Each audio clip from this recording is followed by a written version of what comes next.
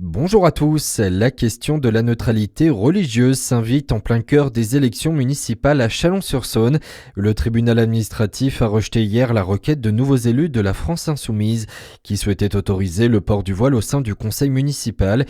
La justice considère que l'article en place ne porte pas une atteinte grave et manifestement illégale à la liberté de conscience de l'élu. Nouvelle journée du troisième procès de Nicolas Zepeda hier à Lyon. Ce Chilien est jugé depuis cette semaine pour l'assassinat en 2016 à Besançon de Narumi Kurosaki, son ex-petite amie japonaise portée disparue. Hier, des policiers comme des témoins ont été entendus. Reprise des débats ce matin à la cour d'assises du Rhône. Nicolas Zepeda continue de plaider son innocence.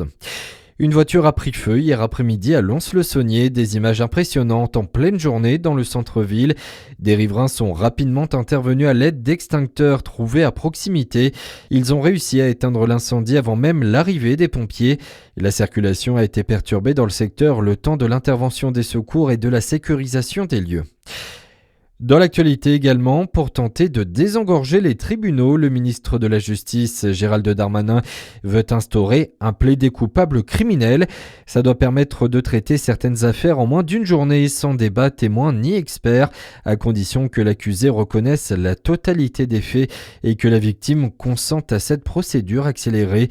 Un pari à tenter, selon le président de l'Union syndicale des magistrats, Ludovic Fria. La hausse du nombre de dossiers qui touchent la barre des cours d'assises et les moyens limités de la justice pour juger cette affaire-là, on voit bien qu'il y a eu un effet ciseau qui fait qu'on est effectivement dans une espèce d'impasse et il faut bien la résoudre, cette impasse, parce que cette impasse, elle est ici et maintenant. Moi, je préférerais que nous ayons effectivement 15 000 magistrats au lieu des 9 500 actuellement pour pouvoir tout juger, mais je sais bien que malheureusement, on ne pourra pas les avoir tout de suite. Donc là, ces dossiers-là, il faut les juger tout de suite, il faut répondre aux victimes tout de suite. Et le barreau de Paris, qui représente pas moins de la moitié des avocats français, s'oppose à cette procédure, estimant qu'elle porte atteinte au droit à un procès équitable et aux droits des victimes.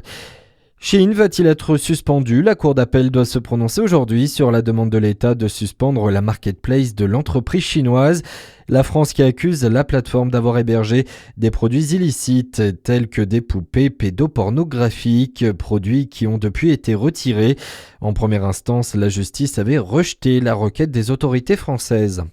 En foot, le PSG connaît son prochain adversaire en Ligue des Champions. Ce sera Liverpool qui a écarté Galatasaray hier en huitième de finale retour. Et puis on retrouve le DFCO ce soir en national. L'objectif pour les Dijonais, enchaîner une deuxième victoire consécutive en championnat sur la pelouse de Quevilly-Rouen. Coup d'envoi de cette rencontre à 19h précisément, notez bien.